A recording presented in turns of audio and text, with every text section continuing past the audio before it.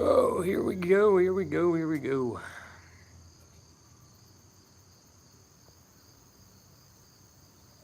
Get this all sent out and all that fun stuff.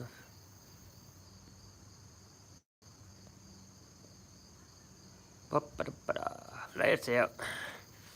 We are live, y'all.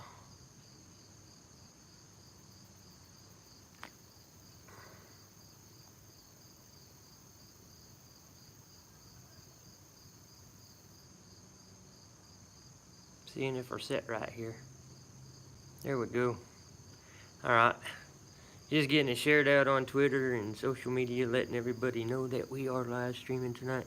We are here at my house. We're out in the garage right now. Just letting a few people get into the room before we get started on tonight's activities. Got a lot of things to talk about and a lot of things to do tonight here. We came away from the Bushcraft build to come back here and shoot off the bow a little bit. We're going to be looking at the compound bow and doing a few tweaks to it. I also got my walking stick project out here that I'm going to be working on a little bit. And while we're doing all this, we got us an authentic bottle of Moonshine, 100 proof. Still got the seal on it. We ain't even opened her up yet to test it out. But we're going to be sipping on some shine tonight. We're going to make us an official Huntsman drink while we're out here hanging out and having a good old time. We got a lot of things to cover tonight, but right now we're just kind of waiting for everybody to get in here. Let the notices get out. If you could, please share this out on Twitter, Facebook. Let all your friends know that we're hanging out tonight, drinking moonshine and smoking on honey bourbon cigars while shooting off a compound bow. And you shouldn't be doing this shit on a live stream, but that's what we're going to do anyway.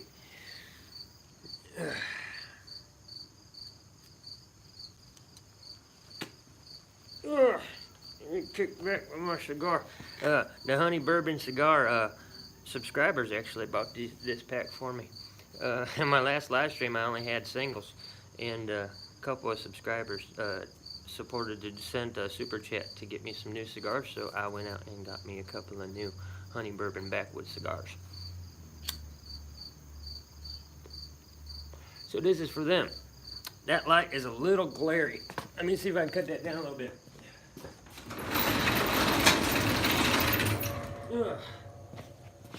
That's a little bit better. That's not too bad, right? Made it a little darker in here, though. Hopefully we get a nice little balance here as we go on. But as I was saying, we are going to be shooting off the compound bow tonight. I do got to make a few tweaks to it. We got the bow right here. And what I'm going to be doing tonight is I got to cut down the draw weight on the bow. So I'm going to show you how to back it all out and get everything balanced and right again.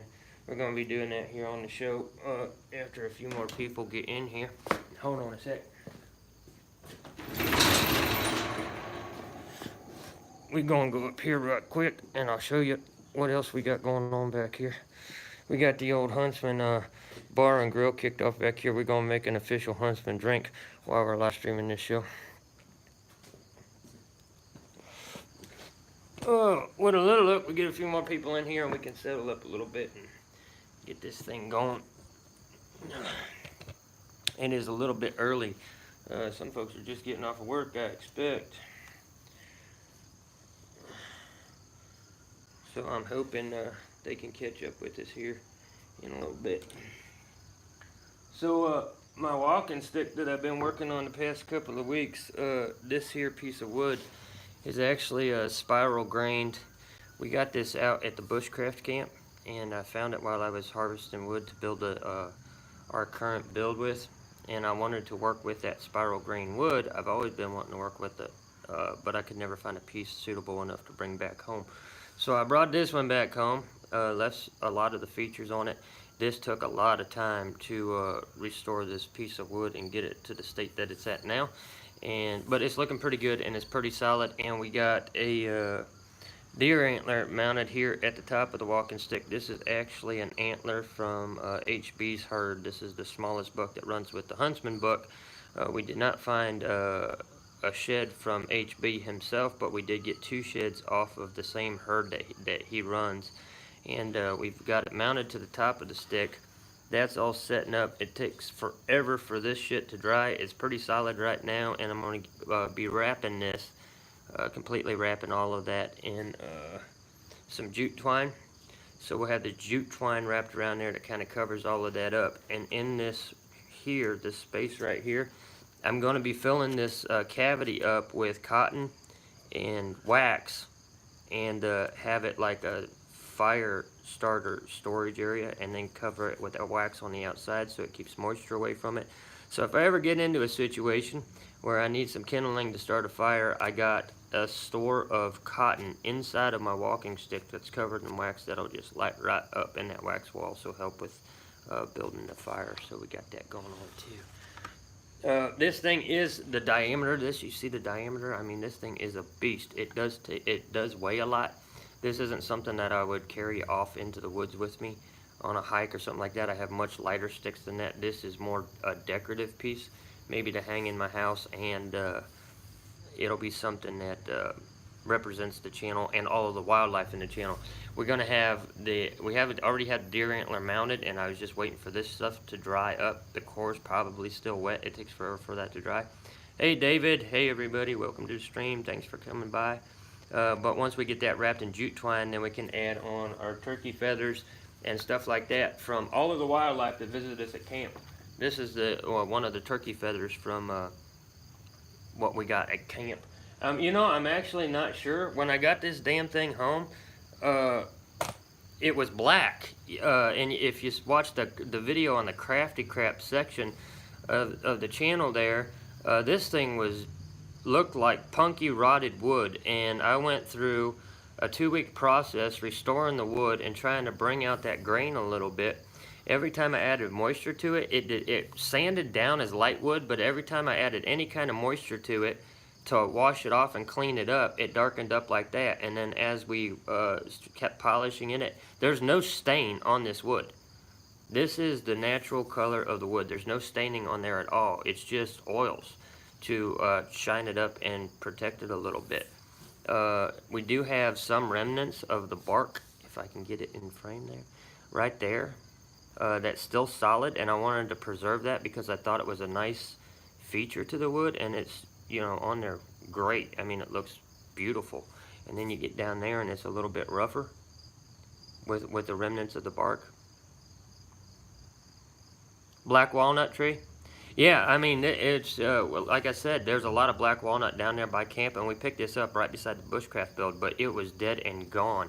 It took me forever to sand through the layers of wood that were just so rotted away, and it was coming off. It looked like almost like a coffee color as I was sanding it off, and I actually used that the sawdust from the paper to fill in the crack there and kind of keep it all the same color. So that's all filled in with wood putty, and then I used the sawdust to top it off with, so that crack is kind of blended in. You really have to know, you know, focus on it to see where the crack's at, but that's just part of the damage that was done to this piece, and we worked it and worked it and worked it, and it came out beautiful. That spiral grain is beautiful wood, and I always wanted to work with it. I never found a piece until this one to do anything with. So we got this one, we crafted it up as a walking stick, and then it's going to represent all of the wildlife in the channel by the time we get it done, but we still have a long way to go on it yet. It's just something that I brought out so I could kind of update you as far as this little project goes. We do have the antler mounted there. We have our turkey feather ready to cut down and add to it after we wrap this in jute twine. And as I was saying there earlier in the stream, in our cavity right here, I'm going to have it filled with cotton and wax and a little bit of Huntsman's fire dip tucked down in there, and then we'll cap that off so we have a supply of tinder inside the top of the walking stick. Yeah, it would. If it was, and there's wood out there, man. There's like tree trunks out there that we might be able to get pieces off of and work with. I always wanted to do like a European mount with the trunk, with a piece of trunk and that spiral grain wood. Try to polish it up, make it look like this, and have a European deer skull mount, kind of like the deer skull we got back here on the wall. We actually picked this up on one of the Huntsman hiking episodes. That deer skull there, we picked up during one of the episodes where we were out filming a Friday night episode. I harvest a lot of bone from the woods because I'm always using it in craft projects or making bone knives. There's a couple of techniques to make an actual bone blade, and those fuckers actually hold up pretty good. So if you don't have a knife, but you can find a piece of deer bone out in the woods, you can always sand that deer bone down and make a bone knife to give you at least a cutting edge to work with. But we got a lot of skulls. All of the bones and everything you see back here on this back wall, we picked up while filming the Huntsman series. This rack right here is the largest shed that we got while filming the series. That came out of HB's herd. It's not HB's rack. This is the second buck. So there's 3 bucks that run in that herd. This one here on top of the walking stick. This is the youngest buck that runs with HB's herd. This is probably his grandson or son or something, you know.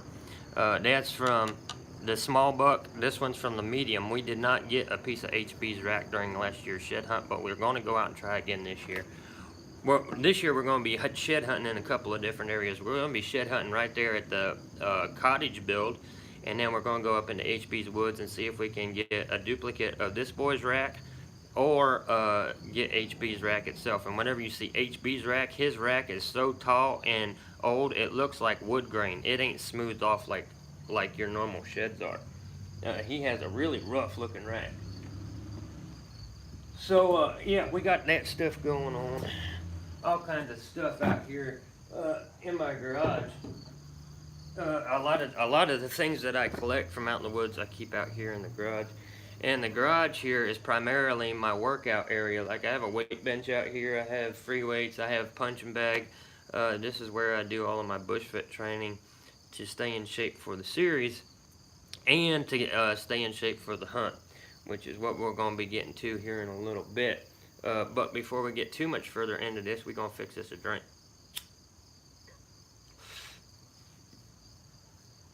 And right here on the live stream tonight, we are going to be taking our jar of moonshine that we got here that's still sealed. We haven't even broke the seal on it yet. We're about to break the seal on this jar of moonshine though, and we are going to make an official Huntsman drink right here using this moonshine and some bourbon and some other things. We're going to whip us up an official drink for the Huntsman channel with moonshine, bourbon, and a very special glass that we're going to look at here. So let me get a little more light in here. Yeah, shed hunting has always been fun because you can, like with HB's herd, I would never want to hunt that herd. We try to protect that herd actually. Man, that glare is horrible. We might have to move. It's just that time of day where the light's spilling in through my garage door. I never want to hunt HB's herd. I don't want anything happening to that buck. But going out shed hunting is a good way to get at least a piece of his rack, half of his rack, without ever laying hands on the deer, which is why I like going out shed hunting. Shed hunting is a good sport. It doesn't harm the deer at all. There are some states that have laws around it, like certain time of year when you can go out shed hunting and all that kind of namby-pamby bullshit where they're trying to control everything you do. But for the most part, you know, you can go out shed hunting on private land and get you a deer rack without ever actually harming a deer, which is good. It ought to keep the animal rights activist happy anyway.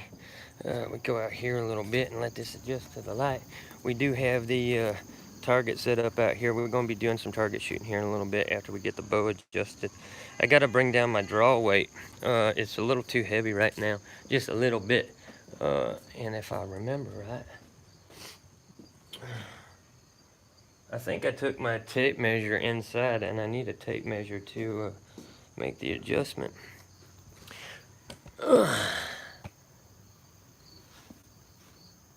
Yeah, shed hunting is a big thing. I've seen shed hunter, you know, folks go out shed hunting, and they have entire rooms full of just sheds. They never shot any of the deer. They just go out and get their racks after the fact, which is kind of cool. Like I said, we have a relationship with HB's herd.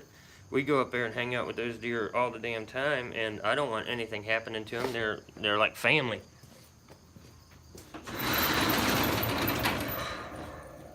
But at the same point in time, having antlers or skulls or anything like that that's coming out of the natural cycle.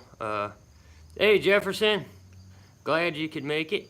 We're doing pretty good tonight. We're just kind of getting started right here, hanging out a little bit, trying to get the word out that we're live streaming right now, so if we get some more people up in here, so the shares and the likes and all that, that's really great. It helps out a lot. But what I was saying there, having, you know, from the natural cycle, from, you know, just nature taking its course, if we can get antlers or skulls or bone or something like that, it's really cool. Oh, yeah. Yeah, Chinese medicine, man, that's some crazy shit. I was just reading a news story where they were taking the scales from what looks like an armadillo type creature and think that it cures cancer. I mean, those fucking people will believe anything. It's crazy. So we're going to bust open our shine real quick. So we're going to do that right here. We're going to break the seal on the moonshine. We got Midnight Moon Moonshine. 100 proof moonshine. We're about to break that seal for the first time and get our shine on here tonight during the live stream. So we sipping on shine tonight. Oh, and it smells like alcohol. Like, this is straight corn whiskey. This is actual moonshine, not that fake vodka shit that they got floating around. Oh, that's good shine too. That's smooth as shit. Yeah, keep it for a certain distance from the cigar. This stuff is flammable. Actually, let's see if we can do that right quick. We got us a little shot glass here. Whoa. That didn't go as planned. It got caught on the lip of the jar there and popped off. Want to see if our shine burns?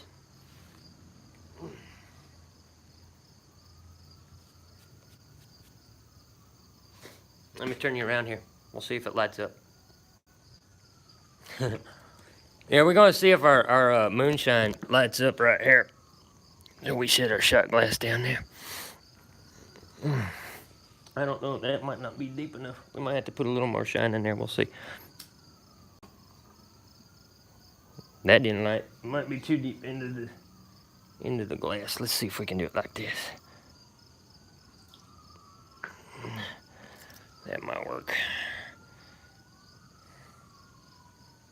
Just getting it up on the edge of the glass there. She wants to light. Oh, yeah, it lit. See if we can get that on film here.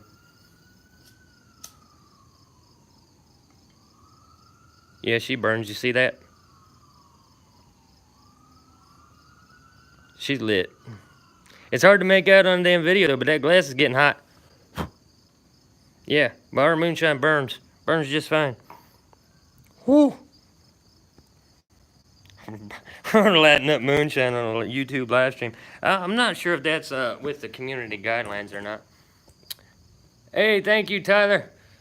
With that donation, I will make sure that I go out and buy me another Honey Backwoods Bourbon cigar. That's what keeps me in the cigars. Otherwise, I couldn't afford this shit. So, yeah, our corn whiskey burns just fine. We might get it a little darker if I take it back to the table there. Let's try that. I don't want to get my shot glass too hot. All right, we in the dark here for a minute. Let me set you up here. We'll get you adjusted here real quick and see if we can see the flame better back here on the old workstation. I got the garage door about half closed right now because this damn sun glare is just bleaching out the video. It's crazy. So let me turn you around here real quick. Let's see if we can light the shine up right way. Alright, now it's dark here for y'all, but I can see just fine. We'll see if we can light this up. There we go. There's our moonshine burning in our rock bottom glass. That's what we're sipping on tonight, folks. Right there. There's your fire starter. Burning all the damn alcohol off of our moonshine. We're going to have to quit doing that shit. We need to be drinking the alcohol, not burning it off. So there we got Moonshine Flame caught right here on a Huntsman live stream. I was out getting me a bottle of bourbon the other day. While the wife and I was out grocery shopping, I went in and picked me up a bottle of bourbon, and I seen that they had, yeah, 151. Yeah. I seen that they had this moonshine, and they had it in a few different flavors. Of course, they had blackberry and cherry, and then they had the apple pie. Apple pie is probably the most famous moonshine. This is just straight shine. I could flavor this however I want. And I got straight shine because we're going to be making our own drink right here on the live stream tonight too, using the moonshine. But yeah, it burns up pretty good. I did see on a couple of like Country Dirt and a couple other pages that I follow on social media, there's this recipe out there for moonshine where they're just using vodka, which is absolutely fucking retarded. If it's not corn whiskey, it's not moonshine. You can't substitute it. Moonshine is moonshine. Vodka is vodka. But they're trying to substitute moonshine with all this other shit, and I don't like it. It's like, just go out and get you some fucking shine. It ain't difficult. And obviously, you know, we got brands out there that are making legal shine now. So yeah, I seen the moonshine and I was like, yep, we want some authentic moonshine. We don't want that vodka stuff that everybody's trying to pass off as shine, or as a moonshine recipe anyway.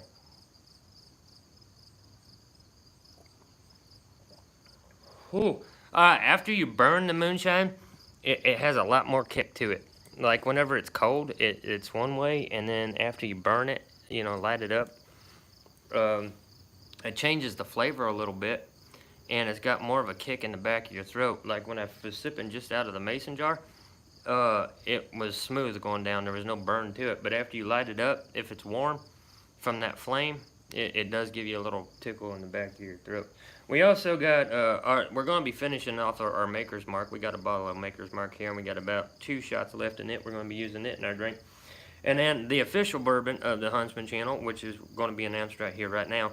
We did pick out an official bourbon for the Huntsman series. And there's a reason that we picked out this particular brand of bourbon for the Huntsman series, and anybody who knows anything about the background of the story of the channel would understand why I picked this bourbon. But this is the very first bottle of Four Roses bourbon for the official bourbon of the Huntsman channel. So there we got the official bourbon, Four Roses bourbon. This is not the reserve. This is just our regular blend. But that's our Four Roses bourbon for the Huntsman series. So that's the official bourbon, not Maker's Mark. And we might have, since this was our very first moonshine, we can make Midnight Moonshine our official moonshine for the series too. I think that's a pretty good set. We got an official bourbon and an official moonshine for the Huntsman Outdoors Bushcrafting and Bullshitting channel. Bourbon, moonshine, and backwoods cigars. I'm probably a bad influence. You shouldn't let your kids watch me, guys. Because we're sipping on moonshine before we go out and shoot our compound bow.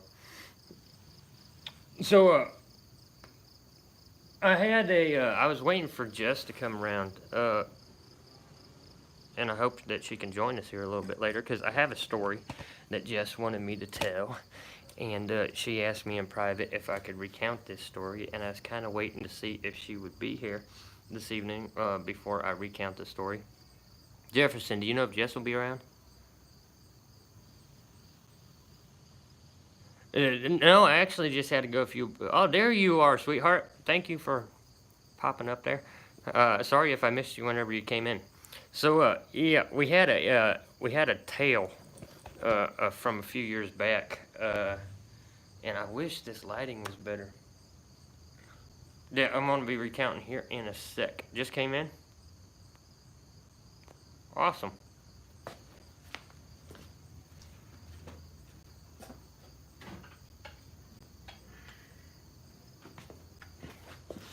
So, before I get to the tilling, we're going to mix this up. We're going to mix up our drink for this evening, and I'm going to be sipping on it while we sit here and talk. But I'm going to turn you guys around here real quick so you can see me mix this up.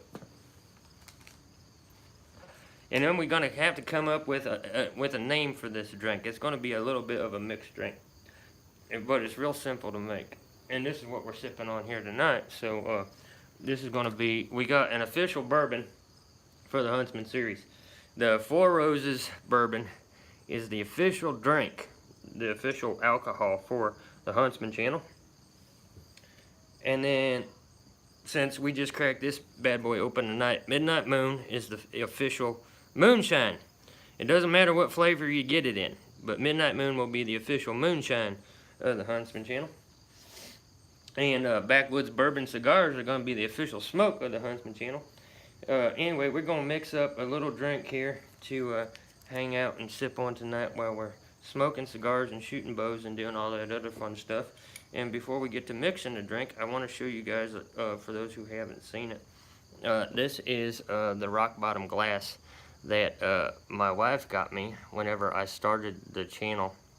And I'm not going to be able to get it because of the glare, but it says Huntsman.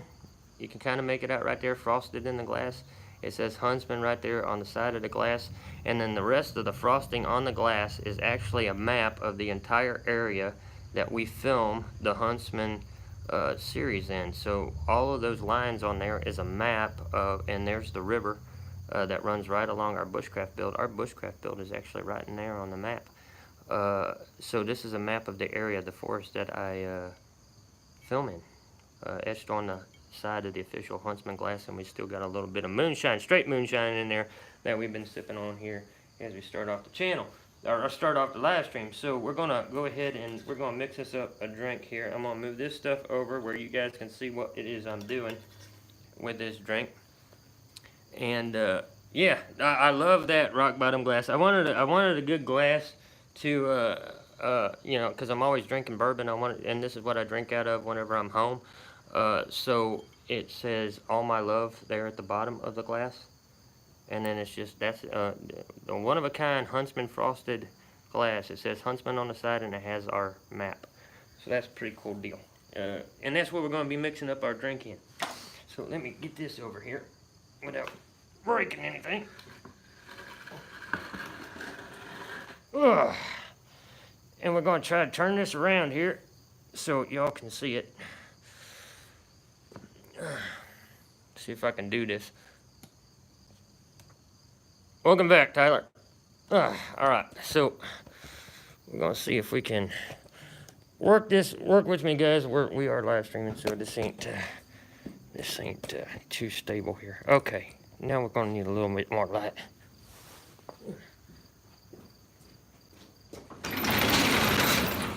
There we go. You gotta be able to do what you're seeing. There we go. Okay. So, for our drink tonight, we're going to have our Huntsman rock bottom glass. We're going to finish off our bottle of Maker's Mark. We're going to take a shot of our Maker's Mark. Last divot. Okay, let's say half a shot of Maker's Mark. We're going to put that in the glass. We're going to set this off to the side. And then we're going to take our shine.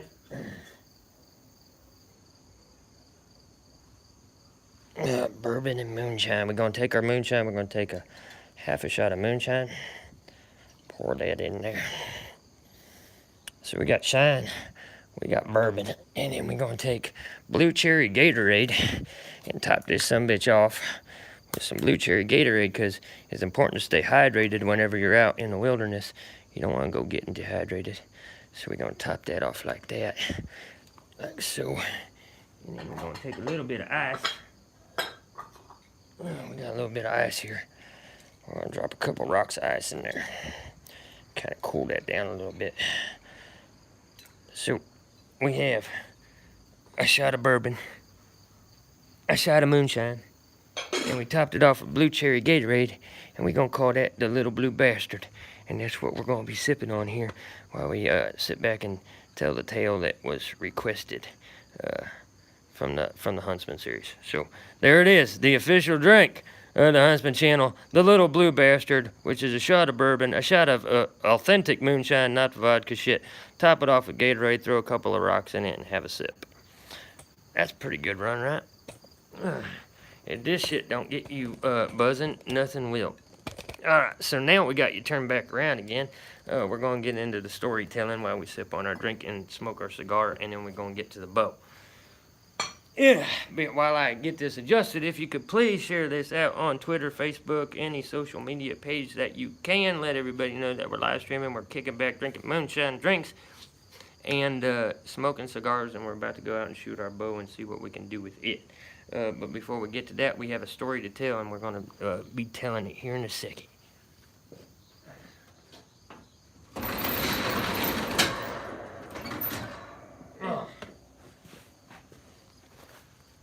Whew.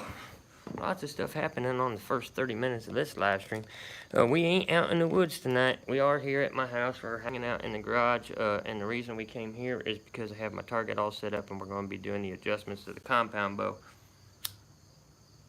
here shortly.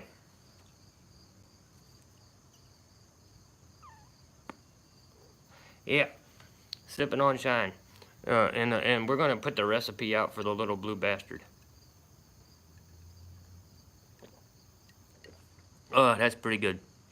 All right, so on to the storytelling part of tonight's live stream. There's a bit of a ghost story that happened to me whenever I was, damn, I don't even remember how old I was. Anyway, I'm out on a deer hunt. It was me, my dad, and my brother.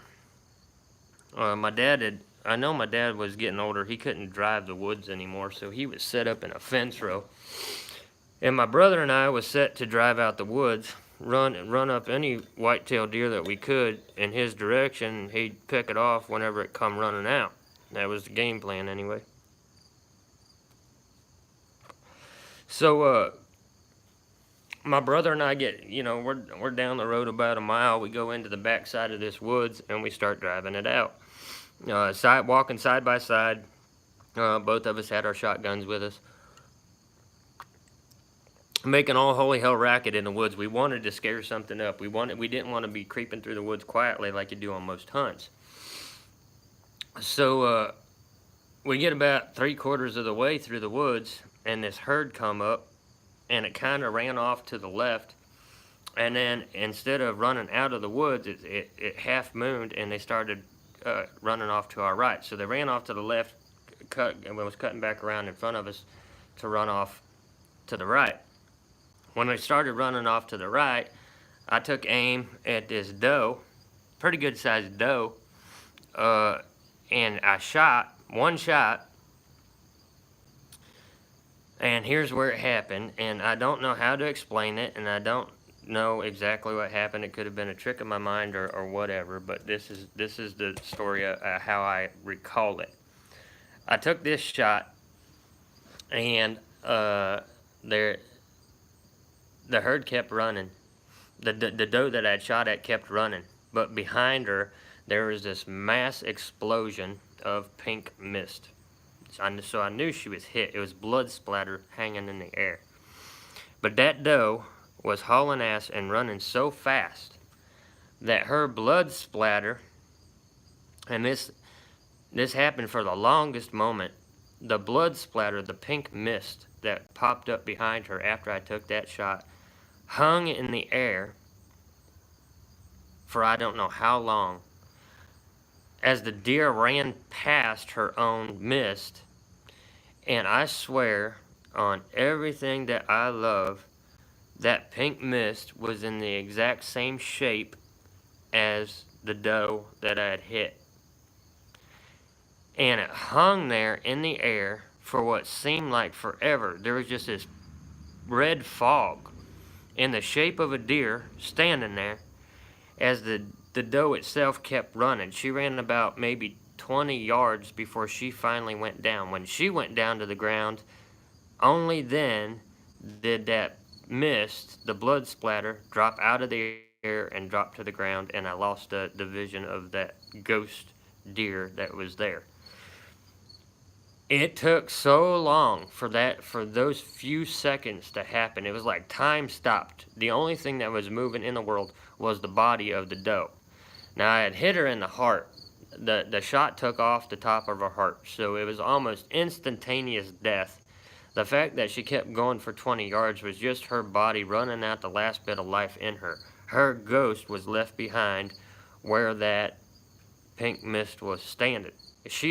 Her ghost had stopped, but her body kept going. And the only reason I saw her ghost was because it was covered in her blood. That happened to me, and it shook me up so bad. I was shaking when I seen that, and I asked my brother if he seen it, and he didn't. He was off about maybe 30 yards away from me, driving out a little bit further off to the left of me. He heard me take the shot, but he didn't see her get hit.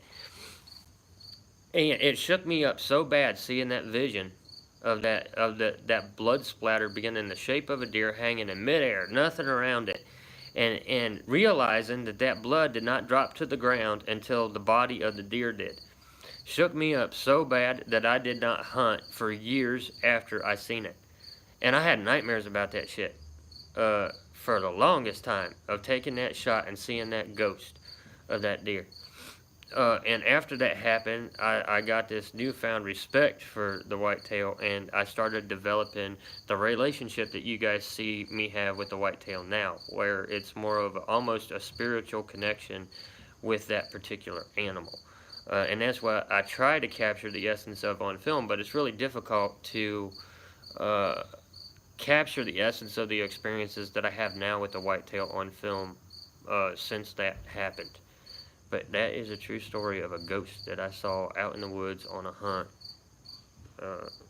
It was one shot.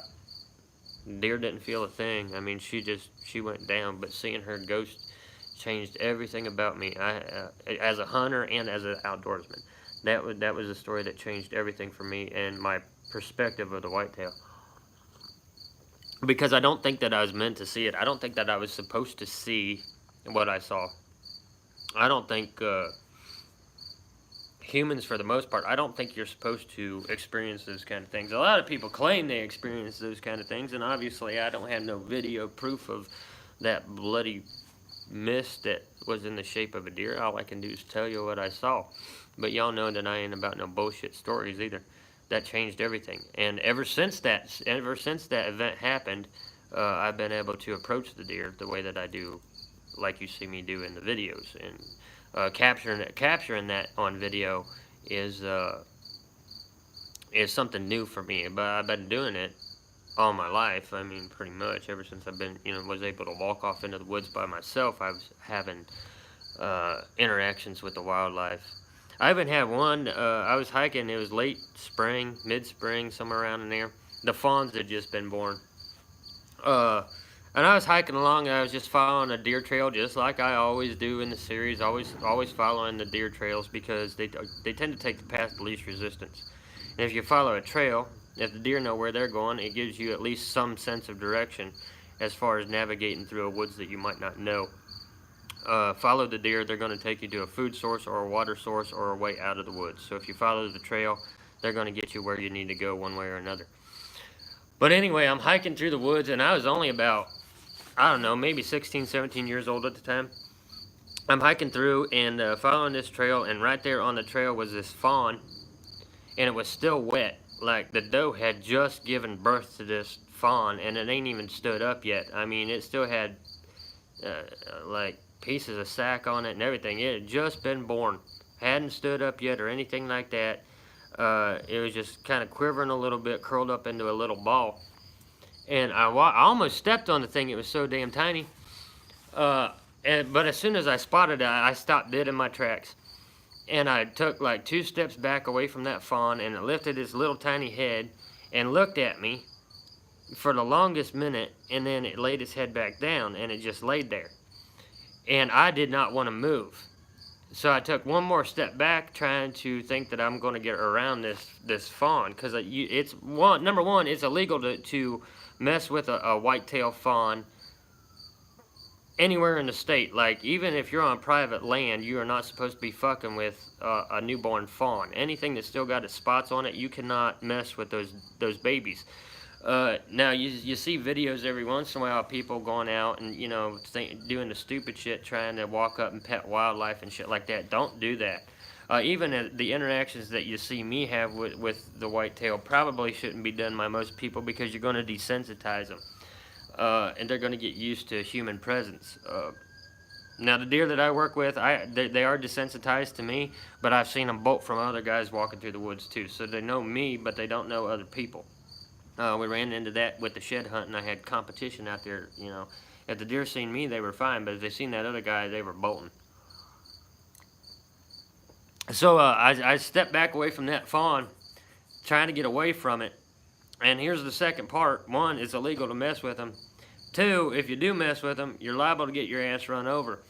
Whenever I took a step, that next step back away from that baby fawn that had just been born, I heard this snorting and rustling over in the bushes, not like 10, 15 yards away from me, and I knew that mama was right there. Now, normally a whitetail, a doe will like leave her fawn, like they don't give a shit. They'll leave that baby for a whole day and come back and check on it. If it made it, fine. If it didn't, you know, whatever. They're really careless about it.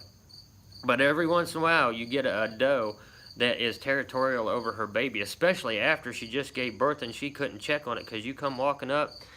She stood right there watching me that whole time to see how I interacted with that baby. If I would have got close, she could have come barging out of that damn brush and rammed me. She would have lowered her head.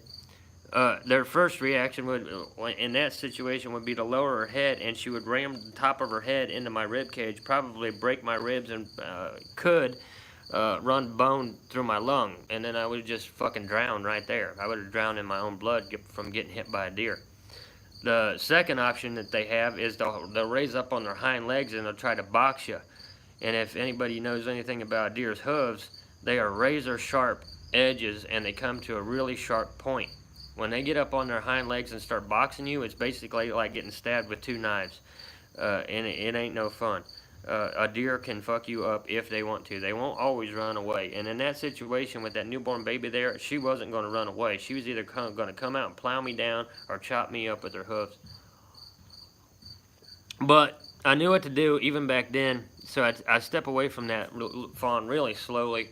I got down close to the ground. I kept my head down. I did not look in the fawn's direction. I did not look for that doe. I turned my back to him and slowly walked in a half moon away from that fawn and got around it and got the fuck out of there before mama came up out of those bushes with questions that I didn't want to answer. So I have had quite a few experiences with the whitetail. One more tale before we move on. My dad and I was out. My dad was teaching me how to track.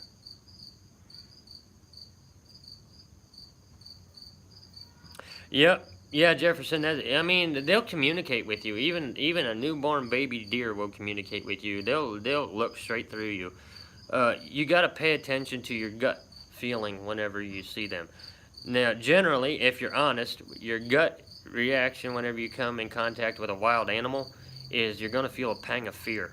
Even with all of the interactions that I have with HB's herd and shit like that, whenever they look at you, whenever you get spotted, there's that adrenaline rush, that little twist in your gut. And that's the first message. Like, that's when you know you stepped into somebody else's fucking house and you weren't invited, but that's when you try to negotiate, well, why the fuck you're standing there? And you do that with your body language and the way that you communicate with them, the signals that you're sending to them, and the signal you got to pay attention to the signals that they're sending to you, because they're going to talk to you through body language and different movements and different sounds. You just got to know how to interpret that if you want to stay in contact with them and keep them right there with you. That's what we do whenever we're out filming. That's why we get the footage that we get. We just know how to communicate. We know what they're saying and we know what to say back. And I've explained that in videos before. But my dad was teaching me how to track whitetail. And he was doing this little experiment. I don't know what the fuck he was thinking, but he sent me down in a dried up lake bed. Pretty well dried up anyway. It still had a muddy bottom to it. Oh, there was a duck blind there. It was an in-ground duck blind. People go out there and hunt ducks and geese and shit like that. You sit down in this box that's buried in the ground. Had a little bench in it so you could sit down, basically sit underground and duck and goose hunt out there. That's where I was sitting at. But I was just off of the side of the blind, sitting on the bank. And I was sitting there for the longest time, like hours, while my dad was up in the woods. And then I hear him whistle. And so I hear this whistle, and I pop my head up, and I come fucking nose to nose with this doe. I mean, we almost kissed each other. I come up off the bank so fast, she didn't have time to jump away from me. I mean, I came up and we were just face to face. She took one jump back and then leaped forward. I fell flat on my back into the mud and seen this deer jump over top of me, and she hit that dried up pond and just lit the fuck out. We scared the shit out of each other, me popping up off the bank like that. She didn't know I was there. I didn't know she was there. My dad's in the background laughing his ass off. He had whistled. He didn't know where on the bank I was sitting. So he whistled to signal to me that the deer was coming. But by the time I heard him and it stood up, she was already there. And we just smacked right into each other. I fell right back in the mud. I'm a muddy mess. It was a soft landing though, and that deer jumped right over me like I was nothing and took off running. By the time I rolled over and got up, she was gone. I had no idea where that doe had went. So when Dad caught up to me, still laughing his ass off, which way did she go? I'm like, which way did fucking who go? Because all I saw was sky and deer. Oh, city people. Oh, man, city people, they go out to national parks or metro parks or some, nature preserve or something like that. You always know it's a city slicker son of a bitch whenever they're trying to fuck with the wildlife. Especially you see the guys going up here trying to pet a fucking bear. Like a black bear, that's the most common thing. They want to see a black bear come and they think it'd be a good idea to go up, oh, let me pet that cute little fella. Yeah, that's a good way to get your fucking throat ripped out. Fucking city slickers are some dumb sons of bitches. Can't teach people nothing. I don't know what motivates people to go up and try to pet a baby animal knowing what a motherly instinct is and will do to you. Because you don't have a chance. And it really don't matter what animal you're up against. You could be up against a fucking raccoon. You go messing with those kids, and that mama sees it, she sees you, she'll be tear into your ass. Like, you'll wish you didn't do it. I don't know what people are thinking whenever they try to pull that dumb shit. But they do it all the time. You always see cautionary videos of people out fucking with wildlife, thinking that they know what they're doing, and they don't. I gotta say, our Moonshine Little Blue Bastard drink is actually pretty tasty. It's kind of like sweet and hot. So, anyway, before we get too late into this thing, I got my trigger here. This is my trigger for my bow, my quick release. And that there, it just straps to my wrist. It's got like a handhold there. That connects right to the line of the bow and locks in, and then you just pull that trigger just like pulling the trigger on a gun. This is what I normally use whenever I'm shooting. And this is an old one. I got a couple of those laying around. But what's going on right now with the bow is my draw length, my draw weight is a little high. So whenever I'm coming into hunting season, I come out here to the garage and I start lifting weights and working out a lot because there's the hike part of the hunt where you're trying to track them down or just get to your stand or whatever, however it is you're hunting. Hey, Jerry's. So there's the hike part of the hunt, the tracking the deer down, getting to your stand, whatever. Carrying your gear out there with you, getting up into a tree stand, things like that. There's a lot of physicality to hunting. So if you are tree stand hunting, or you're just setting up, waiting for them to come in, there's that long wait. And that long wait is a lot of work. It's exhausting stalking deer from a tree stand. A lot of people fall asleep while they're doing it. It's work. And you gotta sit as still as possible. Sometimes you gotta sit as still as possible all fucking day long. And then, if you do happen to get lucky enough to take a deer, you gotta be able to drag that thing out. Your legs always go numb sitting in your stand. Yeah, they pinch right into the back of your thighs, give you Charlie horses, don't they? They're not made for comfort, let me tell you that. But then you got to be able to haul the damn thing out. Now, an easy way to haul a deer out of the woods, especially if you're hunting by yourself, is to quarter it, or throw the quarters in garbage bags, and then just sling them over your shoulder and haul out the quarters. Even if you do half a deer at a time, depending on how much weight you can pack. So you can do that. You can quarter it right in the field. That's legal to do in most states, quarter it in the field. You don't have to have the full body all together to be able to take it to a check station and tag it in. And here in my state, we can actually tag them through our iPhones or, smartphone, whatever. So you can check in the kill right on your phone. You don't have to take it to an official check station anymore. And even if you do decide to take it to a check station, you don't have to have the whole body with you. If you shoot a buck, the only rule is you have to take the gonads with you, and usually you take the head. So you take the head or at least the gonads, and take that to the check station so you can prove the sex of the deer. Obviously, if you shot a doe, you don't have that. But yeah, if you shoot a buck, you can take in the head and neck, the cape, or a quarter with the gonads still attached to it, so you can prove that it was a buck that you shot.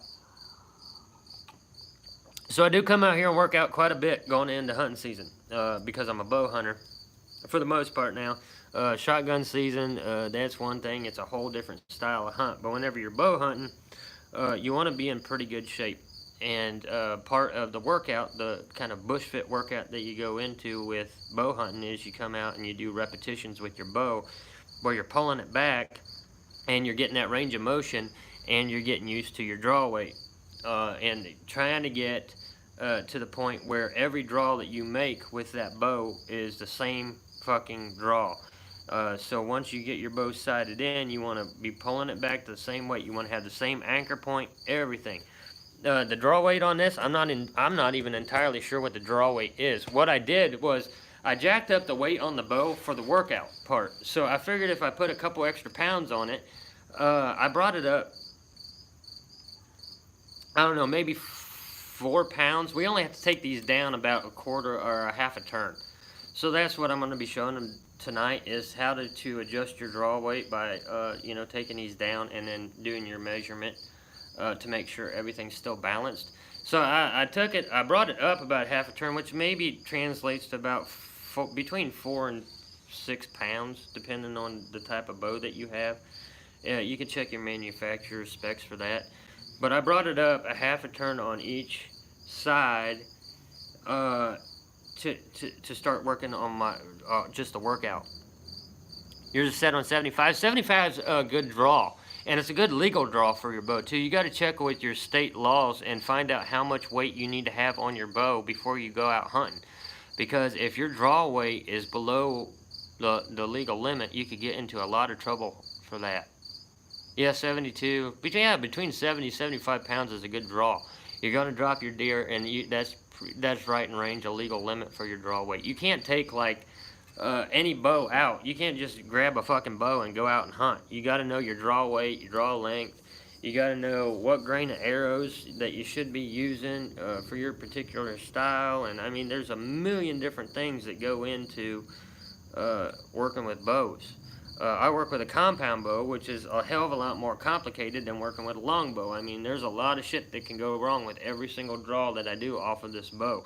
So everything's got to be in balance, everything's got to be perfect, everything's got to be measured out correctly, or every shot that I make is going to be off.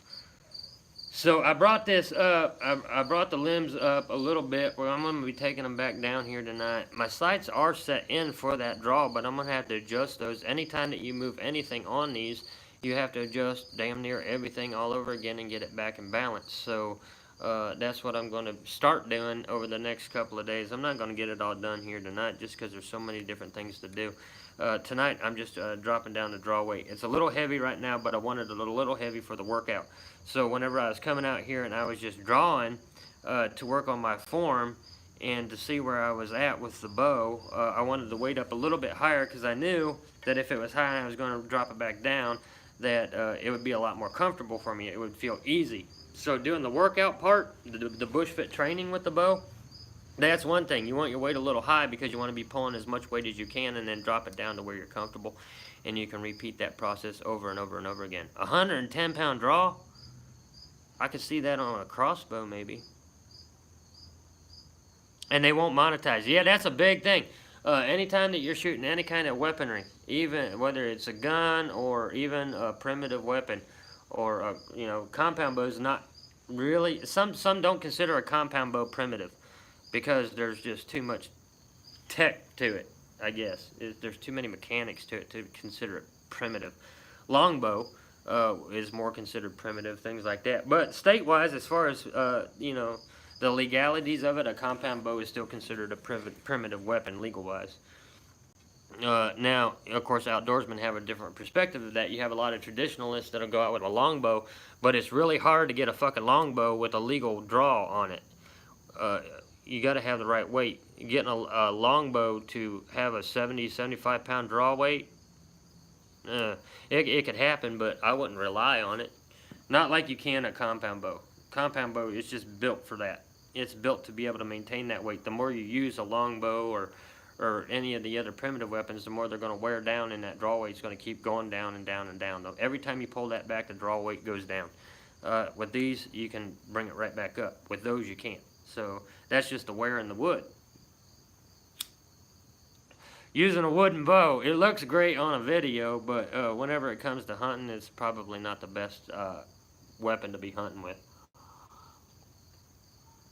So whenever we're doing the adjustments to this to adjust the weight, we have a bolt on each arm right here, and depending on how you turn that, the weight goes up and goes down. You have one. I have one on each side. There are some compound bows that only have one, and then you have other adjustments that you can make in the back. My bow don't have that. So in order to adjust the weight on this, all I got to do is take these down the same amount on each side. So if I take this down a quarter of a turn, I got to come over here and take this down a quarter of a turn so it stays balanced. And a way to check your balance is you go from this point on your bow right here back to your line, and you get that all leveled out, and that distance between that line and that point on your bow will let you know if everything's in balance. So you want this as close to the same on both sides of the bow that you can get. That distance from there to there, and on this side, the distance from there to there has to be almost the same, like within a millimeter. Chances are you ain't never going to get it right on the button, but you want to get it as close as possible to keep everything in balance. And anytime that you adjust your arms, chances are you're going to have to adjust your sights too. So adjusting the arms is easy. You're just backing it out or tightening it up to adjust your weight. If you back it out, that drops the weight. If you tighten it up, it raises the weight. So we're a little high right now on this. She's okay, but she's a little tight. And having that a little tight like that is okay. I can still practice that way, but if I'm out on a hunt, I want that pull to be as smooth as possible. And if you notice, you see that time that it took to draw that back is that deer still running away from me. So I don't want that. I want this to be as smooth as possible.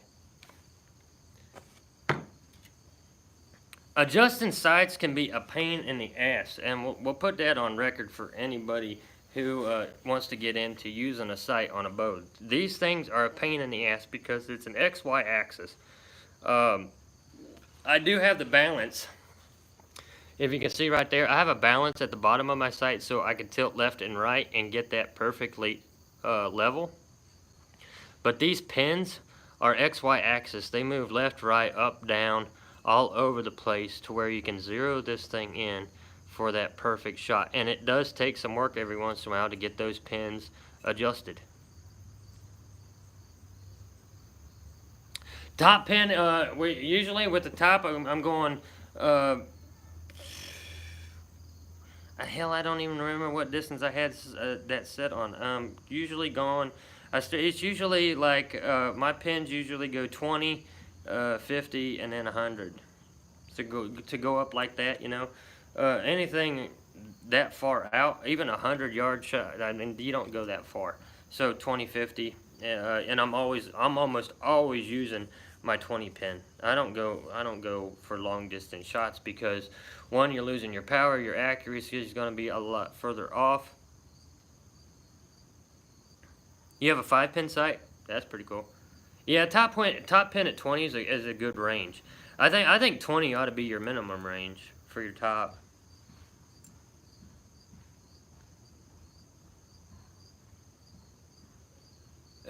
Yeah, I don't know, man. There's something about sights on a bow.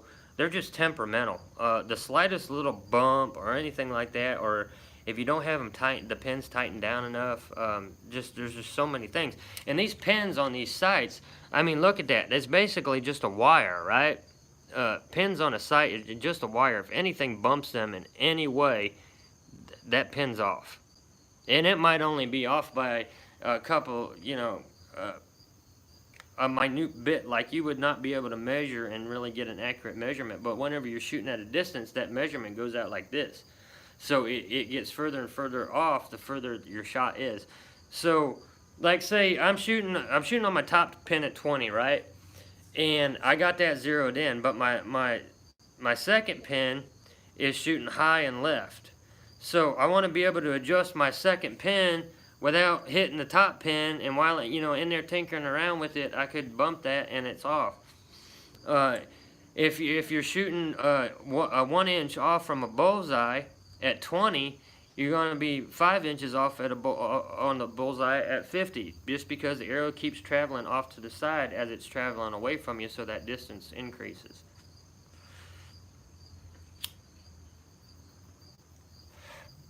And it's the same with, I mean, a lot of different things affect your flight too. It's not just the bow itself or your sights.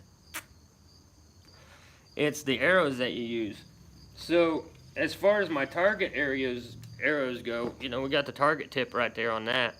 But this is instant fletching on these. So this fletching here that I have on my target bows, you just slide these on, line them up, and you dip them in hot water, and they shrink right to the shaft. So these are Hellfire like instant fletching. These over here on my broadheads are different. So there's the broadhead, and that's a traditional broadhead that I've been hunting with the same brand forever and a day. I've taken a lot of deer with this same broadhead. They change over time too. It's just like every week they come out with a new broadhead. But the fletching on that is a lot different than that Hellfire fletching. You see that difference? So this flies longer and straighter. This flies faster and harder. And this has a little bit more spin to it than your traditional fletching does. And then if you notice on fletching, for those who don't know too much about bows, we're getting a lot of glare there. It's not really showing the colors.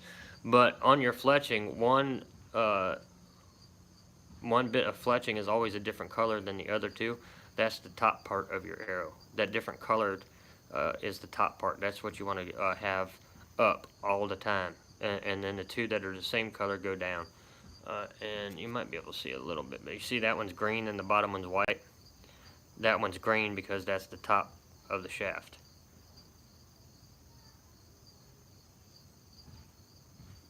No, I use field tips to just shoot off whenever I'm dicking around here in the backyard. I just use field tips. I never really use broadheads unless I'm hunting.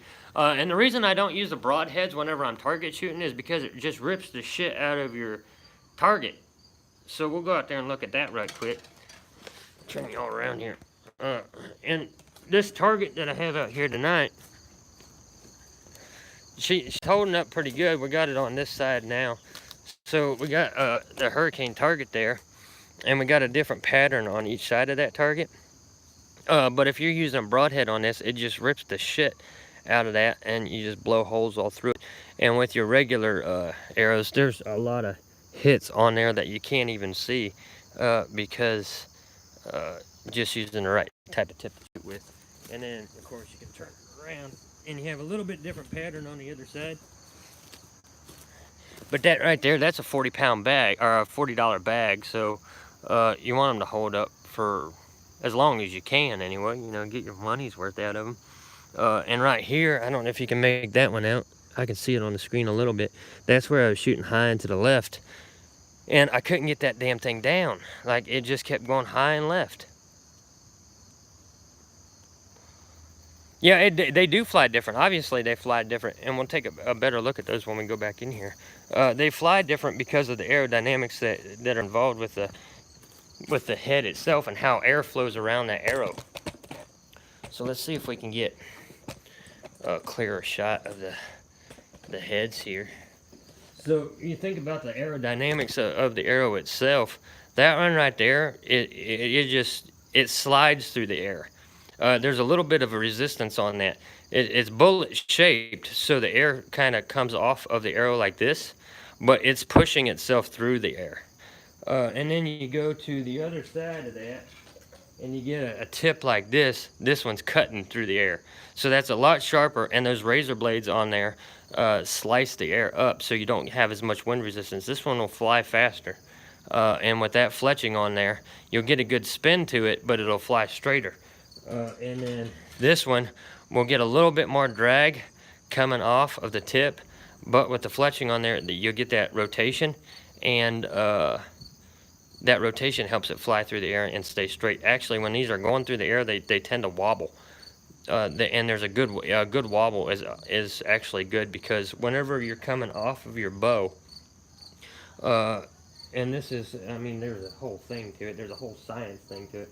But whenever you're coming off your bow, your arrow has to wrap around the center of your bow. So whenever it does that, it gets this wobble to it.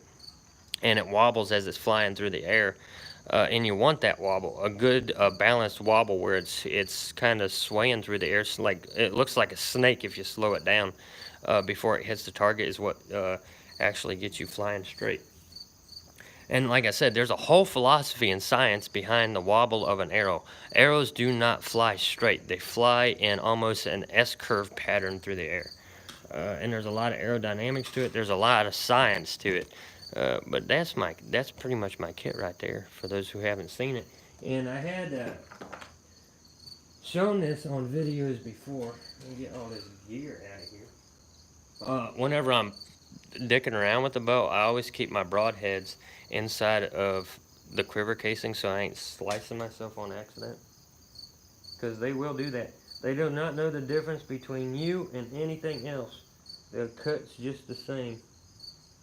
So put that away real quick.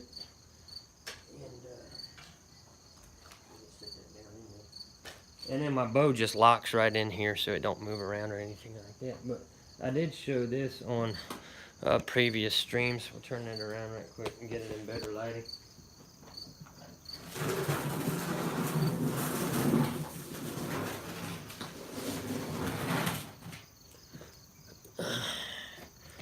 That's a pretty fitting bow case for my channel, don't y'all think?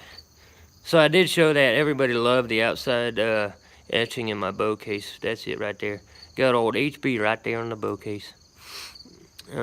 Love this case, and it's a great bow.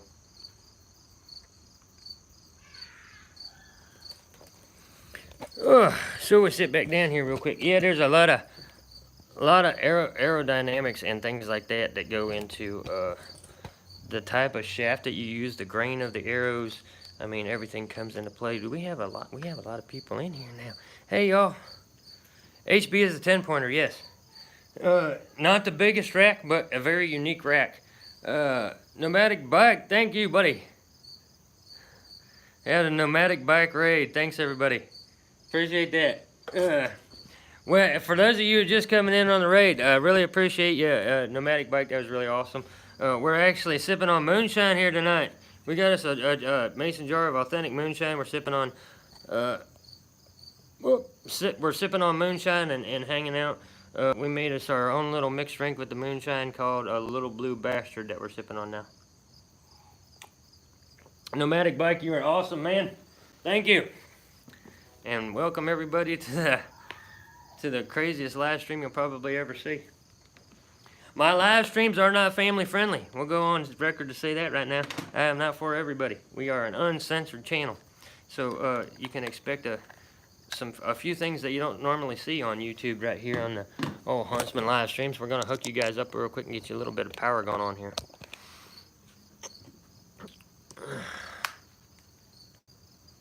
So we hanging out, drinking moonshine right here on the stream, smoking backwoods bourbon cigars, and talking bows and arrows and things like that. It's getting a little dark. We need to get our bow adjusted and out there and do some shooting. Yeah, we are not PG. I am not out here trying to fake it to make it. So what you see is what you get. But in spite of, you know, having a mason jar of moonshine and bows and arrows and bourbon cigars here on the live streams that I normally do from out in the woods. We're shooting the bow at my house here tonight. I've never been demonetized for any of the content on my channel, so bonus.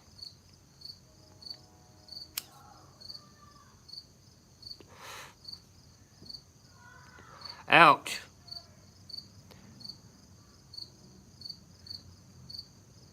So, yeah, you took off one of the side of the rack. That would hurt. That would hurt my feelings a lot. Hey, Pam. Nice to see you, sweetheart. Nomadic Bike just did a raid on us. Thank you, Nomadic. I really appreciate that. I need to stop by and see you, man, but I just got a new job, and it threw my hours off, so I'm usually just getting home whenever you start your daily live stream. So I'm gonna start working on taking the draw weight down on my bow here. And getting that set. We did come out here to shoot. What did I do with my Allens? Getting all messed up here. Nomadic Bike threw me off at the raid. Thank you, everybody who came in. Yes, hit that thumbs up, like it, share it out if you can. Let everybody know that we're live streaming tonight and we're doing all kinds of stuff on YouTube you probably shouldn't be doing, like drinking moonshine and smoking cigars and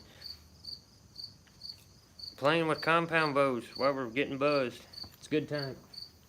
We drink, we cuss, we smoke. We do not get demonetized for any of it. So anybody that tells you that you will, I'm living proof that they're a liar. Ugh.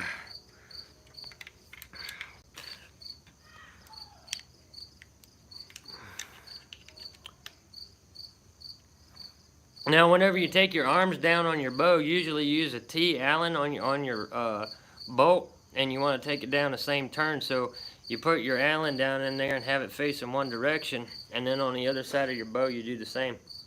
So you're backing it out the exact same distance, or the same amount of turn, or half turn, quarter of a turn, whatever you're doing each time. I'm going to be taking this back out half a turn on both sides.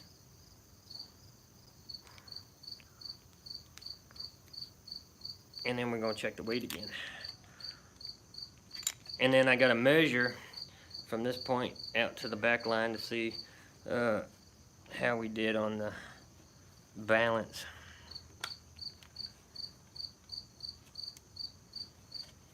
And then I can actually rig this up to test my draw weight before I go out on a hunt. So we just backed that down half a turn on each side. A little bit smoother. That's about right for me. And that's probably a 70 pound, close to a 70 pound draw. I'll have to double check it. And then we put the quick shot on there. And I just strap this to my wrist. And I can have that on my wrist, like it doesn't get in my way when I'm out hunting or hiking through the woods or anything like that. It just stays right on there. Tighten it down and lock it in. And then I got this little piece right there that you can see on the line. And that just locks right into that right there. And once we get that locked in, then we have it just like a gun, just like a trigger on a gun. So that's our setup right there. As far as our draw and our trigger, just locks right in, and then we got the trigger release to let it go. Never dry fire your arrow or your bow, though. You always want to have an arrow in. You don't want to pull it back and release it. You can pull it back and drop it down slowly, but you never dry fire a compound bow. It can mess you up. So I'm just locking that in. Got that locked in just like that, and then I can draw. See, it's still a little tight. I need a smooth draw. That went up. That's just a little too high for this, so we got to come back down a little bit more. We're going to do another half turn on that. when you're using a quick release, it's a little bit different than drawing just with your fingertips. Thank you. Appreciate that. This was actually a gift. Been trying to sight it in and get it adjusted for myself. Between workout mode, where the draw weight is a little bit higher, and getting ready to go out on a hunt, which is what I'm doing this week, is just getting this set up to go out on an official deer hunt. We're going to be having the GoPro mounted to me, and I will be filming that hunt for the channel along with the kill shot. We're going to put that up on the channel and see if it gets demonetized. Okay, coming back down. So I came back down a full turn, and that was a pretty good draw. When we come back out, usually whenever you're drawing up like this, you come back and the anchor point's right on your jaw line. We have a couple of bow hunters in here that might be able to explain that a little bit better while I'm tinkering around with this thing. But coming back right there, I would have my arrow down there, and then it's right up here on my jaw line. That's my anchor point, and I want to draw it back to the same point on my jaw line every single time. And then I have that trigger release right there by my finger, and all I have to do is hit that trigger and it fires just like a gun. So that's how we do it. That's a pretty good draw on the bow. I still have to measure it out and make sure everything's balanced, but that's dropping down our weight, which is step one for getting ready for our hunt. Still a little tight. Now that's the third draw that I tried to do, and it came up a little tight. Now that might be because of how I'm sitting, and I'm not standing up to shoot, or it could be that my weight is still needs to drop down just maybe a quarter turn more. Fourth one came back just fine. Yeah, that's not bad. I'm gonna take this out and try to shoot through, see where it goes. If the arrow goes off, then I know that I'm off on one side or the other. So we're going to get readjusted here, and we'll get out in the yard there by the target, and we'll try to see where we go with the target. So right here on the live stream, those of you who came in, I appreciate it. Right here on the live stream, we're about to go out into my yard and shoot off a couple of arrows. The way I'm going to do this is I'm going to have you guys setting up by the target itself, so you'll actually see the arrow go into the target on the first shot. So you guys are going to be sitting right by my target while I shoot off my first arrow, and you're going to be seeing the target, and then you're going to see the arrow go right into it. So that's how we're going to do our first shot. I'm going to get you guys set up, then I'll come back in, I'll grab the bow, we'll explain what we're doing one more time, and we'll get a couple of arrows in there while we're drinking moonshine. Alright, so let's get moved out there and fire a couple of these arrows off and see what we can do. Hey, thanks for stopping by, Teacup, I appreciate that. So, coming out here to the yard, I'm going to turn you guys around here right quick. Like I said, I'm going to have you guys sitting up just off side of my target. So there's the target. We'll get you guys adjusted here. I'm going to drop you down a little bit. You guys are going to be looking at the target as I shoot off the first couple of arrows. We're going to see where those arrows hit, and then we'll make a couple of more adjustments right here on the live stream. But I think this is going to be a pretty good perspective once I get everything balanced here. And we're going to turn the bag around so it looks a little bit better. Here we go. A little bit brighter on that side. So I'm going to go in. I'm going to go in and I'm going to grab the bow. We'll knock an arrow, and we'll see where it hits right here on our target. Okay, folks? So let me just grab the bow there real quick, and we'll get a couple of arrows in this thing and see how it goes.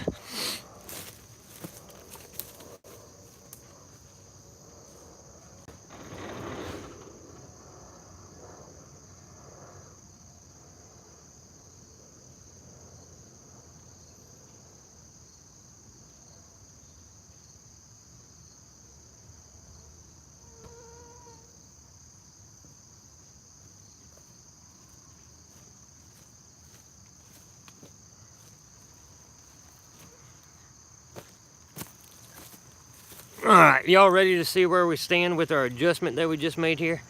I'm going to step back about 20 yards. We'll release our first arrow and see where on the target we hit. And with that first arrow in the target, then I can make an adjustment as far as my aim goes. and we can drop in a second arrow, start tracking our arrows, and see how they're hitting. So y'all ready for that? This is about the best perspective of that I can give you. So I'm gonna be 20 yards back. I'll pace that out, mark it on the yard with a stick or something like that, so I know I'm about 20 yards. And then we'll drop some arrows in this thing and see where we're at. All right, here we go.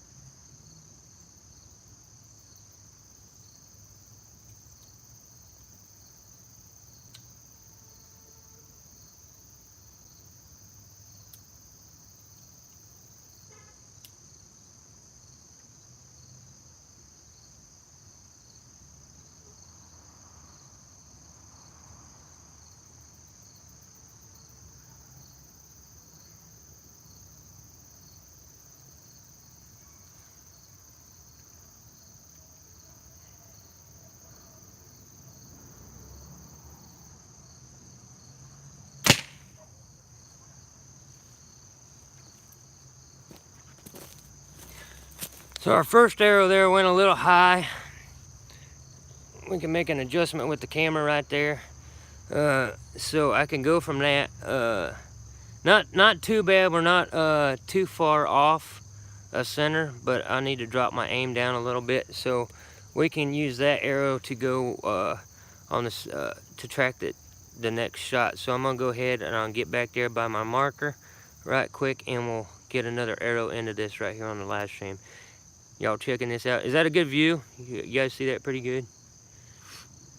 What I see on this side might be a little bit different than what y'all are seeing on that side. Hopefully that's a pretty good view and y'all are getting that in. All right. All right, thank you. Appreciate that.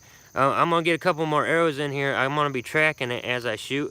That'll let me know how I need to adjust my pins and checking my distance on both of those arms. So let me do that right quick and I'll be back with you in a second.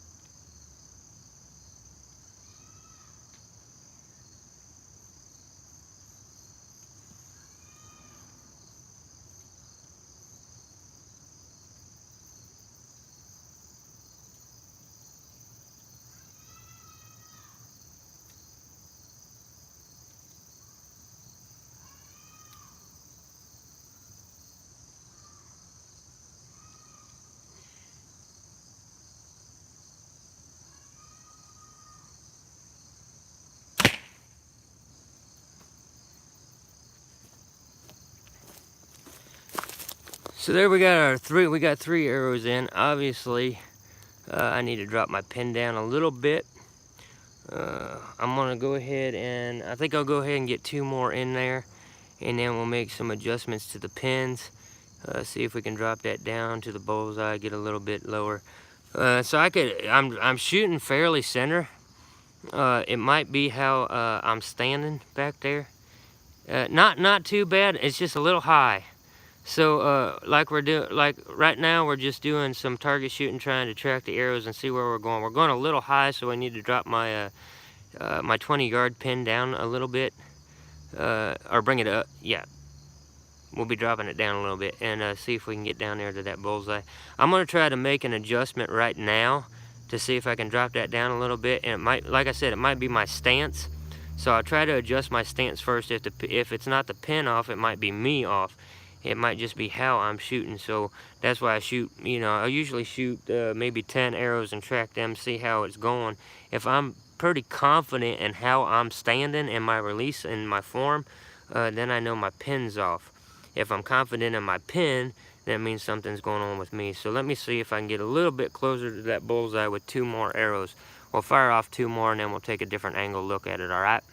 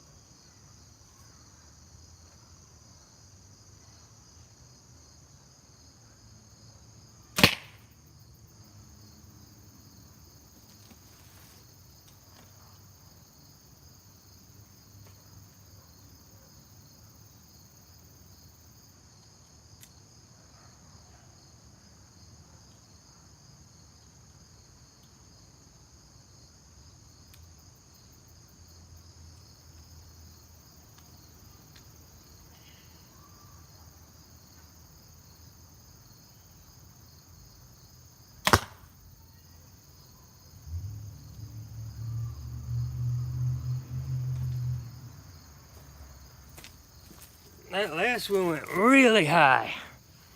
But by the time I got to that last one, I was starting to feel the fatigue in my arm. 5 draws at a 75 pound draw, that's pretty rough. So I was getting a little fatigue on the 5th draw, and I think that had me a little shaky, made that last arrow go a little bit high. But we get over here, right to the front of the target. Chances are, with this right here, it'd probably be a kill shot. But we're hitting, if we was aiming for the heart, we're hitting in the lung area, and obviously the spine and midsection, which is not good. We got a little bit of adjustment to do to this bow before we're good for that kill shot.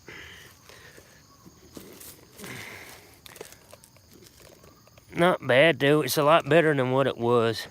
A lot better than what it was. We just need to drop that top pin down a little bit, I think, and see if we can drop that down some.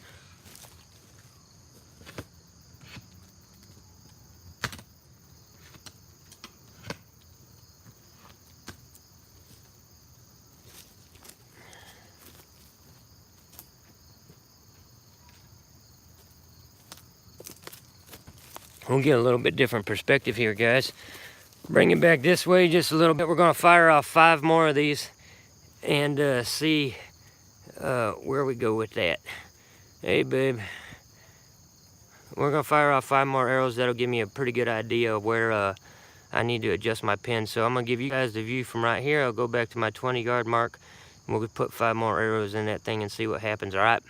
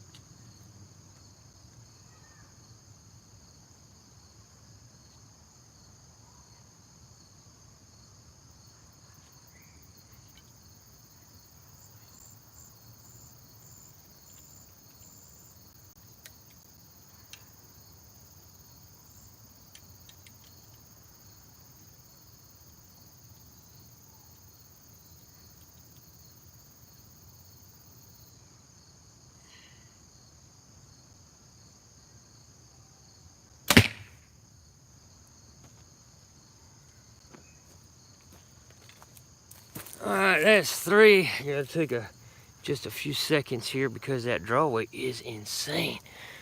We're still going slightly off to the left after the adjustment.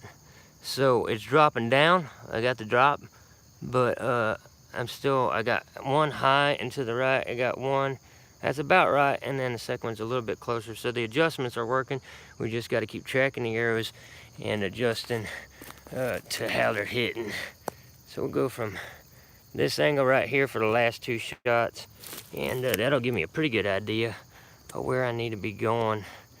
And then we might get, I don't know, maybe 2 more, 3 more shots off on the next round. That'll let me know where I need to put my pins and maybe what tweaks I can do to the bow to get this right. So we'll go with these, and then we'll do a side angle of the target, get a couple of shots in, and then we'll go back on in and see what we can do as far as making some more adjustments. 2 more shots, guys, 2 more shots.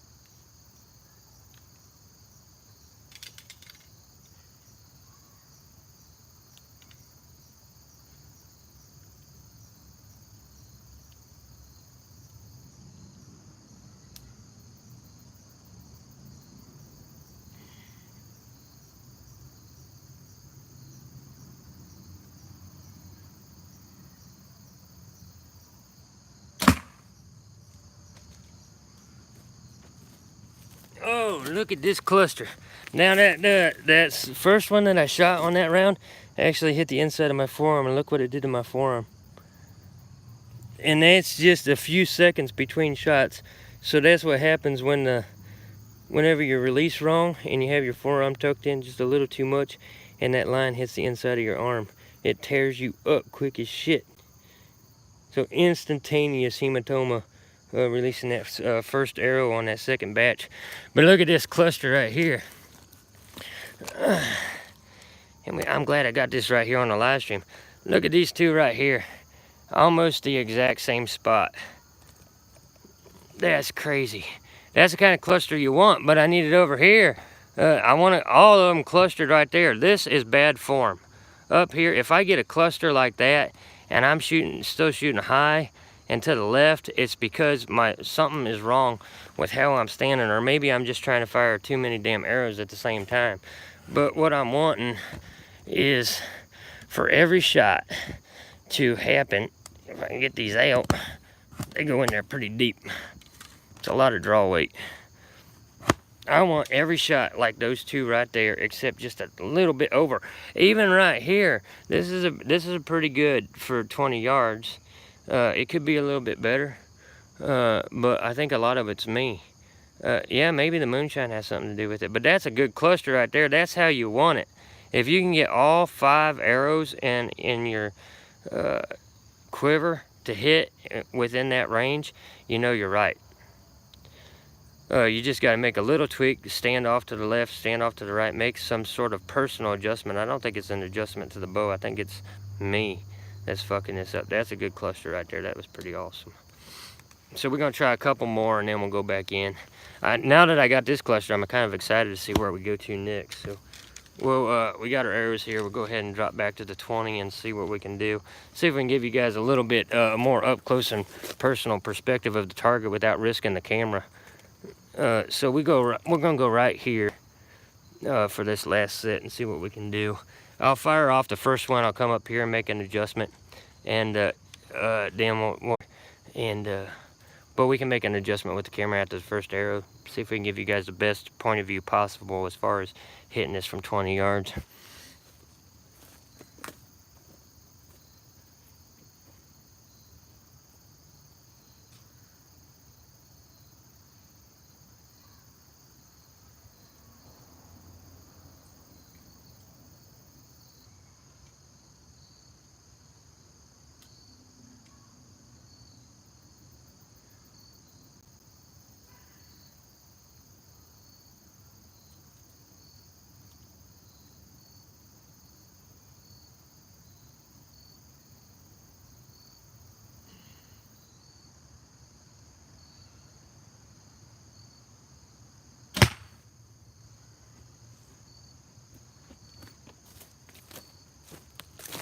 That one there came in a little high, but we are almost dead set on target right there. That'd still be a kill shot. I'd be happy with that. Yeah, that was pretty cool. I like that one. So I'm guessing we're gonna go right about here. And obviously our goal is to hit that white dot. So we'll come back just a little bit. Right there, we'll get a couple more shots off and then we go back in.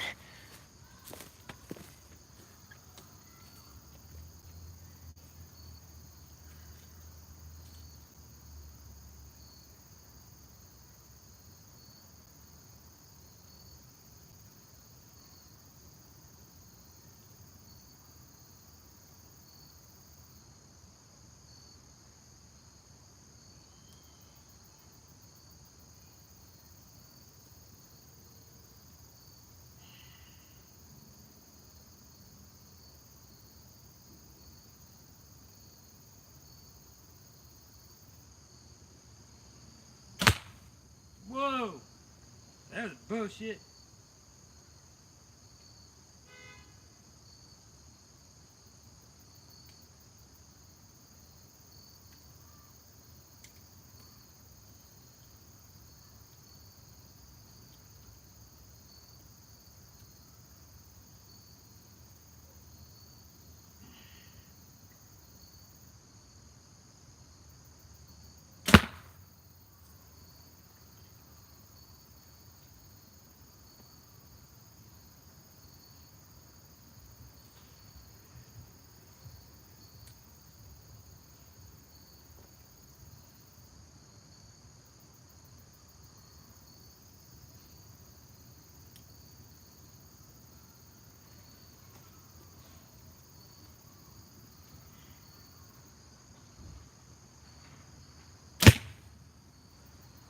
Damn.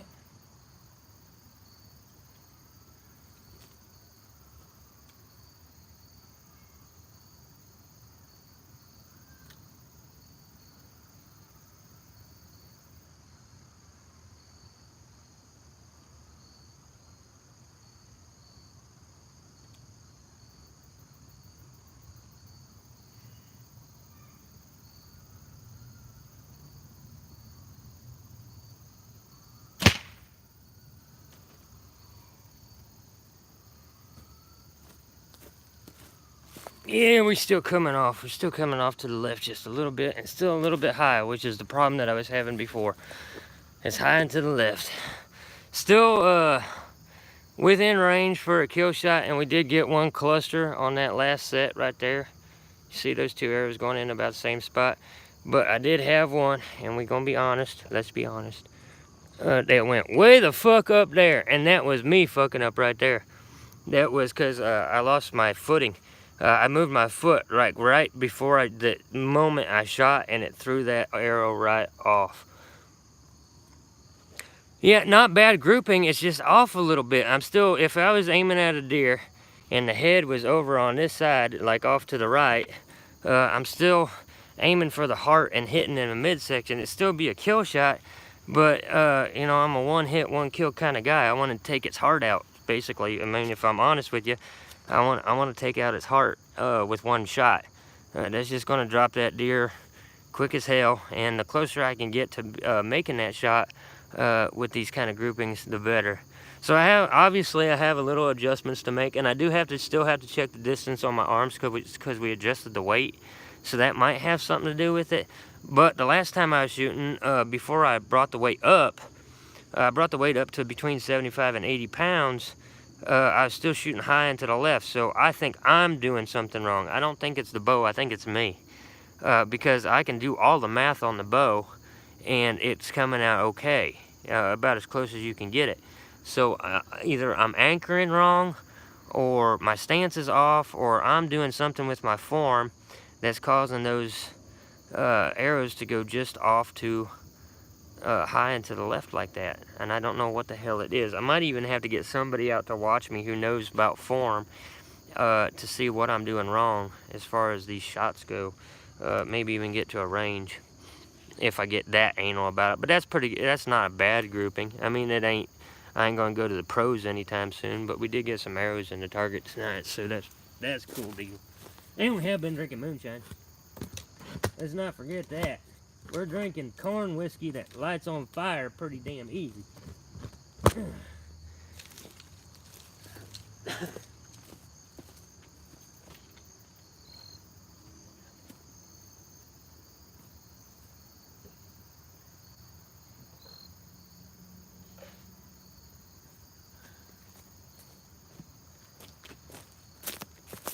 Alright, guys. We're gonna move back in here real quick. Obviously, we still need to make some adjustments to the bow. And I think I need to adjust my form a little bit, but that's why you come out and practice before you go out on the hunt. You want everything right before you go out there trying to drop a deer. So that's why it's important to get out here and practice damn near every day before you go out and hunt. And it's also a workout. I did notice by the time I got to that last cluster of arrows, feeling the fatigue in my arm. That fatigue plays a big role in it, which is why bush fitness, coming out here, working out, having a weight bench, doing all that kind of stuff, getting to the gym basically, even if it's a home gym, putting that fucking work in, so you don't get wore out shooting off 15 damn arrows. But with 15 arrows, you're pulling it's basically lifting a 70-pound weight 15 times in a row. And then you do shit like that, give yourself a hematoma, on your forearm when the line hits you. That ain't no fun. And it affects you too. So if you get a hematoma on your arm on your first shot, and you have to make a second shot, that's going to play a factor into your hunt. So there's that. Anyway, we're going to round off our little blue bastard. For those of you who want to know what I'm drinking tonight, thank you. We're about to get visitors, guys. For those of you who want to know what I'm drinking tonight, this is called the Huntsman's Little Blue Bastard. It's a shot of 100 proof Moonshine, a half a shot of Maker's Mark bourbon, and you top it off with some blue cherry Gatorade and drop some ice into it, and there you have Huntsman's Little Blue Bastard. That's what we're drinking tonight. So that's gone. We're about to have visitors, guys. You guys want to meet my family? Because they're about to come out.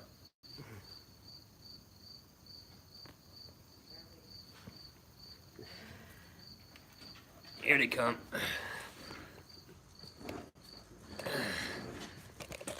That's Cheyenne. That's my baby girl. She's kind of antisocial. Bailey's up there. She's old and blind, and she's just doing her thing. Yeah, Shy, come here. Come here a minute. Say hi to everybody. Come here. There you go. There's Cheyenne. There's Shy. She's the baby. And there's Bailey. She's the mama. This one here, a little over a month ago, she went blind on us, and she's been sick. Careful, Bailey. So we've been tending to her. Dealing with the blind dog is a whole new set of challenges. And she happens to be that age where she don't give a fuck. So, yeah, there's a lot to deal with in keeping a blind dog, but we've had that dog in the family for over a decade. Cheyenne's only 3, and she's a puppy. We didn't exactly know what breed she was. When we got her, she was a rescue pup. Whenever we got Cheyenne, she had 3rd-degree burns on her mouth where the owner had taken a fire poker from a campfire and hit her in the face with it. And it went from the bottom of her nose to the bottom of her chin, that 3rd-degree burn right across her mouth. And she had patches on her head where they had hit her in the head, and pieces of her skull had been exposed. So if we hadn't got to Cheyenne whenever we got to her, chances are, and she was the runt of the litter too, chances are she wouldn't have made it. And Courtney just corrected me on the girls' ages. But yeah, Cheyenne is the like living with a cartoon, and Bailey, with her being sick and blind, she's just a whole new set of challenges, but she's still making her way.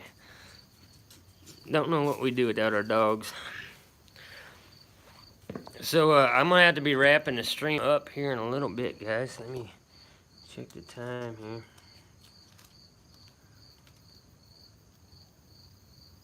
It's 7:44.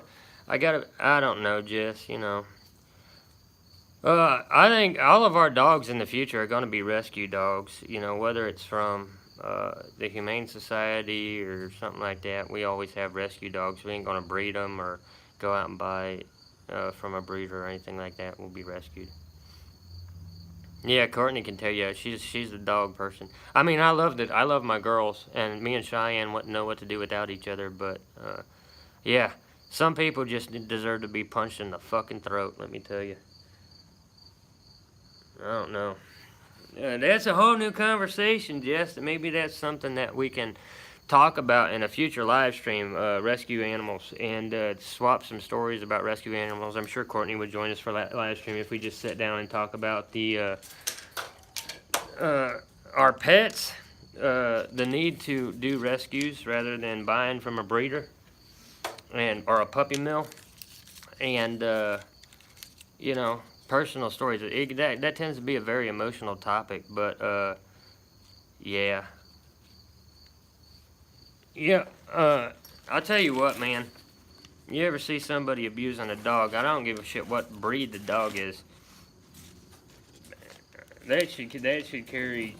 You put that motherfucker in jail before I find him, and don't let Courtney find him either. She's fucking packing a goddamn handgun. She ain't afraid to use it. Alright, guys, we're gonna be wrapping this up in a few minutes here. But before we wrap up, we're gonna go ahead and take a few more sips of the old Midnight Moonshine, and we're gonna drink straight shine as we wrap up the live stream here. I gotta go in and I got some time to spend with my girls, the two dogs, and the wife. And if you know those of you who was with me down at the last Bushcraft live stream, you know that we go in. I spend time with my wife watching Bachelor in Paradise, which is an assault on my manhood, and I have to counter it by going back out into the woods. But Bachelor in Paradise and all those fucking little metrosexual males is gonna be on tonight, so I'm gonna be going in with her in a few minutes to sit down and watch John Paul Jones get his nuts cut off a little bit more, and see all these goddamn whores trying to get married and do that thing and take one for the team and try to survive it. But we're still sipping on our moonshine. I actually like the moonshine better straight, but it is a sipping whiskey. You don't want to be taking shots of this shit. It'll fucking make your hair fall out. But yeah, right here on the live stream, guys. Hey, Pam, don't worry about it, sweetheart. It's always a blessing whenever you stop by. I do appreciate all the support. I appreciate the super chats that I got tonight. Thank you, everybody. I will be taking that super chat money and probably buying more honey burning backwards cigars that I take with me out on my little adventures. I do love those cigars. And I appreciate all the support for the channel. Our next live stream, we are going to be back out at the Bushcraft build. We're going to be trying to wrap up that cottage build here fairly quickly. We get that cottage build wrapped up, then we can take this damn bow out that we've been trying to work with tonight and see if we can hunt us down a deer. We're going to be coming in the fall. The fall colors are going to be coming out. We're going to be going on some hikes on the Friday night episodes of the regular Huntsman series, so we can go see some waterfalls and we can check out the fall colors. All of that stuff's coming up on the channel very shortly. We also have some more outdoors biographies that we're going to be coming up. So anybody with an outdoors YouTube channel, hit me up on email at huntsmanbushcraft@gmail.com. If you want a free shout out for your channel, I will send you a questionnaire that's got about 5-10 questions on it. You give me a little bit of your biography. I will make you a video promoting your channel or any social media page that you have, and we'll slap it up on our outdoor biography section of the channel. We're trying to get some more people involved in that. I don't care what size of channel you got. Even if you're brand new and you only have 5 subscribers, I will give you a shout out. We'll get some more people to your content. We'll do an outdoors biography. Just tell me a little bit about yourself, a little bit about your channel and what you're trying to do as far as promoting people getting outdoors and doing any kind of outdoors activity, whether it's hunting, fishing, bushcrafting, camping, whatever it is you do. Let me know. I'll make you a promotional video. We'll put it up on the Huntsman Outdoors biography along with Hannah Barron and Allie from Alabama, and all the girls that are going to be coming back into that series. We got Chelsea Rose, who was Miss West Virginia, who turned hunter. She's got her own production company now, and she goes out on hunts all over the world. She's going to be coming back with us. So we got a lot of our girls from the original Huntress collaboration coming back in. Maja Odom will be in there. They'll all have 3, 4, 5-minute biographies. If you have an outdoors YouTube channel and you want a biography too, just hit me up on the Gmail. You can find that in the About section of the channel. I'm going to be wrapping up this little sip of moonshine here. We're going to close it off for the night so I go spend some time with my girls and watch John Paul Jones. Thank you guys for coming with me. As always, I appreciate all the support.